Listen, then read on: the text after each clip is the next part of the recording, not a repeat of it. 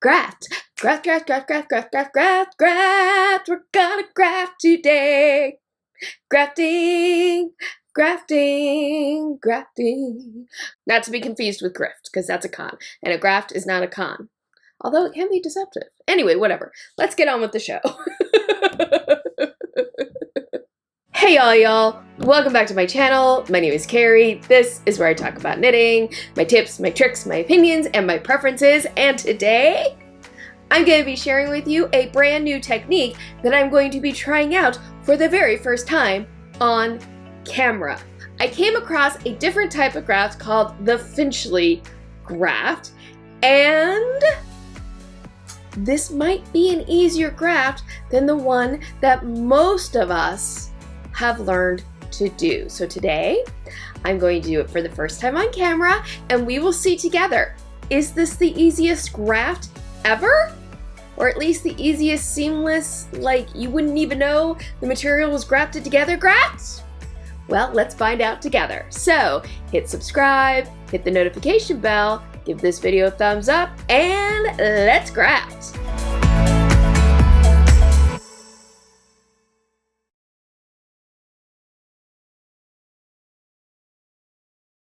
The first graft that I learned how to do, and I think the first graft that most people, well, first of all, what is a graft? Let's start there. Let's back it up, back it up, back it up. Grafting is a technique where basically you sew in a line of stitches to join together two pieces of fabric, and it's a seamless join. A lot of times, most times, it's done basically end to end, so you are sewing in a line of stitches between live stitches. And that's what we're going to look at today. And at least for me, and I think it's true for most people, most of us are taught a specific grafting technique that is unfortunately named after a British general who was responsible for mass death, General Kitchener, the Kitchener stitch. That grafting technique, a lot of people think that is grafting. That is the only way to graft live stitches together. That's not actually the case. There are different techniques to graft fabrics together, and some of them might be even easier to remember how to do and perform. So I went on a mission to Google what are other grafting techniques that we can utilize, and I came across the Finchley Graft. When I saw this graft perform, my mind went, wow, this looks so cool. Like, this could be a really great technique, specifically for closing up the toes of socks, but just grafting in general. I watched a video on it like 2 days ago. I have not watched a video of it since, but I'm pretty sure I remember how to do it because this technique just seems like a really simple, straightforward technique. I have not done this technique. I have not done it before. I've only watched the video, and I watched the video 2 days ago. And the reason I've decided to do this video this way and not even refresh my memory is I want to see how easy it really is to do this graft. Is it easier to remember how to do this than the Kitchener stitch? Does it get you the same results as the Kitchener stitch, which is what I was told it will do? Is this the best graft ever? We're going to find out together. I have my swatch here, and it is meant to mimic the toe of a sock, because that's a pretty common reason that you need to do a graft. And I'm going to just get myself set up here. There we go. Oh, hello, random piece of yarn. We'll just put that nicely over there. I need to estimate a tail. Now, this is a graft. It's a sewn graft, which means I need to have a length of tail. So a good idea for when estimating a length of tail to do a graft like this, a sewn graft, is to do 4 times the width of the piece that you're going to graft. So I'm just going to take my tail and put it over here, and that's 1, that's 2 lengths, right? So that's double the length, that's 4 times the length. And I'm going to add a little bit of extra just to be sure and pull that apart. One of the fun things about working with natural fibers like wool and cotton is you can just break the yarn. So the way the Finchley Graft works is you actually work on the purl side of the fabric. So obviously this is stockinette that I have here, so I'm going to turn my work inside out. And I'm going to bring my stitches up on the needle so that they are parallel to each other like you would have on a sock. So I have side 1 of my knitting here, and I have side 2 back here. So I have my stitches parallel, and before I get started, I want to make sure I have an even number of stitches on both needles because I was using magic loop.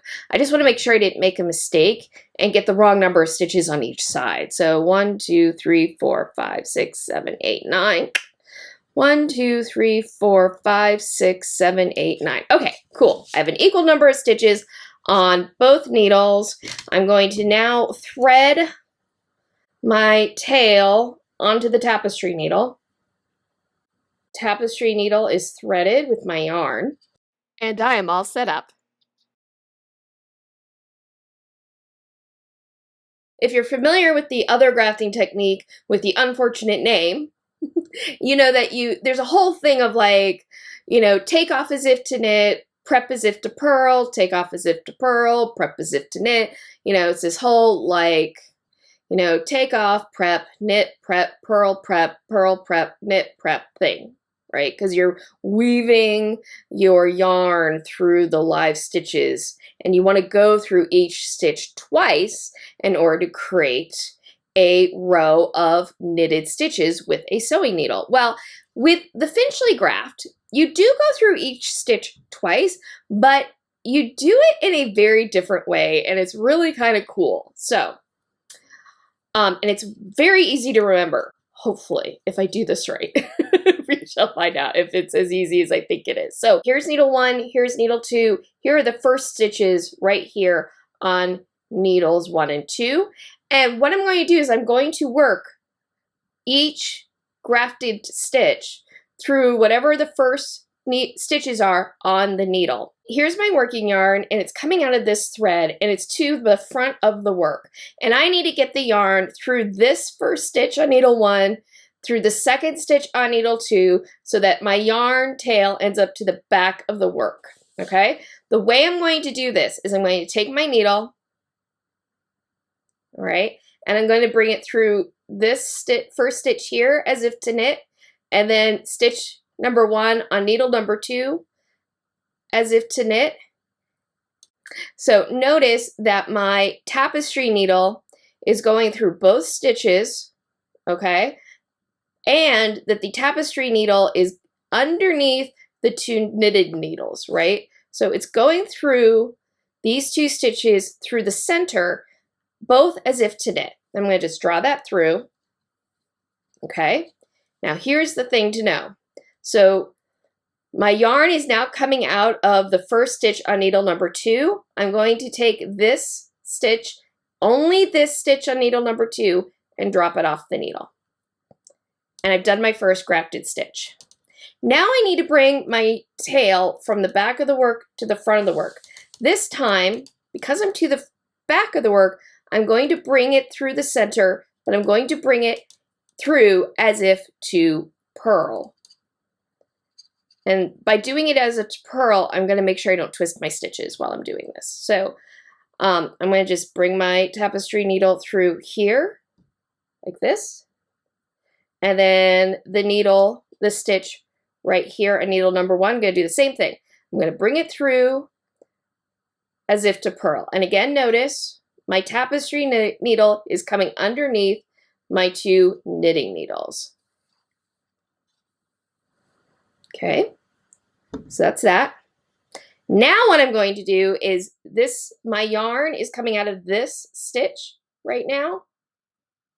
On needle number 1, the first stitch on needle number 1, I'm going to take just this stitch on needle number 1 and off. And I've now completed the graft. And now I just keep doing the same thing over and over again, where my yarn is to the front of the work, I need to get to the back of the work, so I go through stitch number 1 on needle number 1 as if to knit, stitch number 1 on needle number 2 as if to knit, and then I drop off the stitch on needle number 2.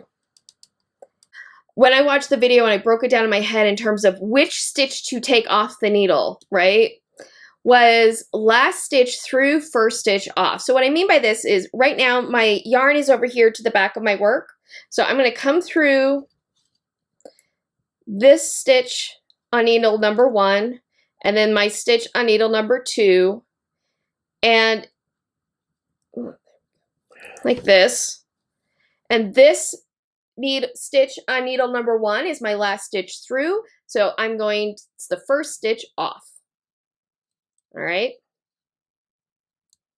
And now I'm just going to go through the stitch on needle number 1, stitch on needle number 2, stitch on needle number 2 is the last stitch through, so it's the first stitch off. And that's actually the only thing you really got to remember while doing this is you only drop off 1 stitch after each pass, and it's the second stitch that you've gone through. So something else, if you've like put your work down and you kind of like, where am I? You can just look and go, wait a minute, here's my yarn right here. It's to the back of the work, which means that I need to go through this back stitch here on needle number 2, and then through the stitch on needle number 1, and then I drop the stitch off needle number 1. And the other thing I realize in terms of reading work is if I have an even number of stitches on both needles, well, then that means my yarn is to the front of the work because I started on the front of the work, all right? If I had a different number of stitches, right, then my yarn would be to the back of the work because I took off the first stitch from the back of the work. I don't know if that makes sense to you, but it makes sense to me. But I'm coming up here to the end here. So through this stitch, take off that, and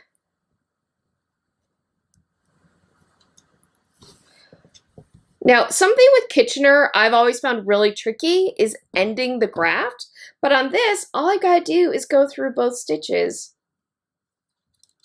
and I'm done. And boom, my graft is complete. It's a little bit of a ridge right here. And I wonder if that's just because I didn't do something right. It could be. It could just be I did something wonky back here. Hey, editing Carrie here. So I did make a very slight mistake when I first did that Finchley Graft, but it was something so simple to fix at the same time, which is I pulled too tight on those back end stitches. So I went back later and I loosened up the stitches, and you can see here now what it looks like after just going in and loosening up the stitches. There's no ridge or anything. You can see it on this side. And yeah, that is a seamless graft right there. So yeah, that's something I've learned is that when doing the Finchley Graft, to not pull too tight, try to keep it looser. You can always tighten it up. Obviously, as I did here, if you do pull too tight, you can loosen up those stitches just by kind of like going through. I'll just use this needle tip because I have it. And just, here's my tail. I just went through and I kind of just pulled a little bit on the legs of the graft and loosened up those stitches. So very easy fix. This graft is, I'm not gonna say it's foolproof. Nothing is foolproof in life, but this graft is so freaking easy. I can't even believe it. Like, why aren't we all doing this? Why aren't we all doing this graft? Now, let's see what this looks like when I turn it over to the other side. Turn this around, and holy schmolies, look at that. That doesn't look any different than the other grafting technique. It looks the same. It just looks like a row. You know, sometimes when you do toes of socks and you finish the graft, you get those little like bunny ears off to the side. Don't have that at all here. And it was so freaking easy. I swear. I only watched the video once, 2 days ago. I have not practiced this technique at all. And look at the result that I got just my first time doing it. That is freaking amazing. I think that I am a convert to the Finchley Grafts. This is so much easier to remember how to do. And I mean, I don't personally have any issue remembering how to do Kitchener. I really hate calling it that. I'm sorry, Kate Atherley, but it's like, I don't know what else to call it where other people are going to know what I'm talking about. But anyway, that's a whole topic. But this is way easier. I think we need a little bit of a knit revolution and have more people get turned on to this grafting technique.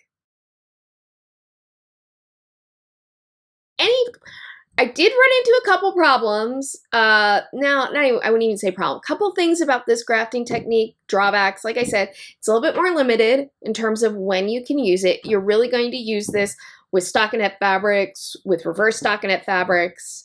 I want to play around with utilizing this for maybe a garter, but if I were wanting to graft together fabrics that involve knit purl combinations or ribbing, don't think this would actually work, because what this technique is doing is it's pushing all the purl bumps to the same side of the fabric. But the truth is, Kitchener stitch, Kitchener, and I'm only doing that because of the name, not because of the technique itself. I actually enjoy doing the stitch. But anyway, that is a specific set of directions, and it is really designed to work with stockinette stitch. But what you're doing with that grafting situation, you can very easily adapt to knit purl combinations and ribbing. But I would say that most people, most knitters, may not be going down that road very often. So yeah, I'm really impressed. I think I'm a total convert. In fact, right now I'm knitting a sock that is a cuff down sock, and I will be grafting the toe together because that's my preferred method for toe construction. And I am going to totally use this graft to finish that project. And I think this is really exciting because I know there are knitters out there who avoid cuff down construction, and they avoid kind of the wedge toe toe technique because they don't want to graft stitches at the end. But this might be a way for you to approach those sorts of sock construction and feel really good and comfortable about it. So very excited about it. And of course, it's not just for toes. It's not just for sock toes. Anytime you're doing a graft, a stockinette graft, this is definitely a technique that you can utilize. So I'd love to hear about your reaction down in the comments. I'd love to hear if you plan to try this technique, if you want to try this technique, have you heard of it before? What other grafting techniques have you heard of that maybe we don't know about? I've also just recently learned about the Russian graft. I want to try that out as well. So yeah, let's talk about grafting down in the comments. Thank you so much for joining me today. I hope you enjoyed this video and got some great, useful information out of it. If so, please give it a thumbs up, share it with your other knitting friends. Sharing videos, commenting on videos, liking videos helps support my channel. It lets YouTube know that this is a space we're checking out. And it's totally free. Totally free way to help support the channel. If you want to keep up with everything that's going on with Carrie CraftGeek, you can always follow me on social media. That information is all down in the description box, as well as timestamps, as well as my affiliate links. If you utilize one of my affiliate links, that does help support my channel, because if you click on a link and you make a small purchase, I then get a small commission, and all that gets reinvested back into this community. If you're like, but I don't want to buy anything, I totally get it. Sometimes you're like in a no buy, and that's great, you know. But if you can always buy me a coffee and leave me a tip that way. And if you can't do any of that, that's fine too. That's great. I'm just glad that you're here watching these videos. But a totally free way to help support the channel and make sure you never miss a thing is to hit subscribe and the notification bell. Hitting the notification bell will make sure that you get an alert every time there is a new upload or I begin a live stream. I think that's it for today's video. I hope that you have a wonderful day, evening, weekend, weeknight, whenever you may be watching this. And as always, happy health and happy knitting. Bye. Grafting, grafting, grafting, grafting, graft, graft, graft, graft, graft, graft, graft, graft, graft, graft, graft.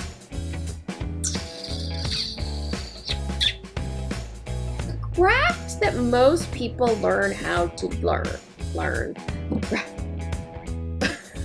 Oh my god, I'm a little like, wah!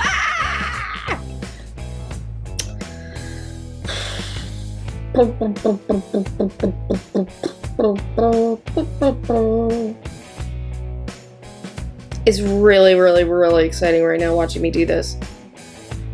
By the way, if you're like, gosh, Carrie, this has been a lot of fun today, I agree, it's been so much fun today, and it doesn't have to end. I'm gonna have a couple video suggestions that will pop up at the end of the video, and if you wanna keep watching more, you can always click on one of those videos. If not, great, have a wonderful day, but you do have one more chance to hit subscribe. My picture of me will be down in the corner. You just click on that picture and you can still subscribe to my channel. So you still got a chance. Still got a chance. 'Cause I ain't too proud to beg. No, I ain't too proud to beg. Have a great one.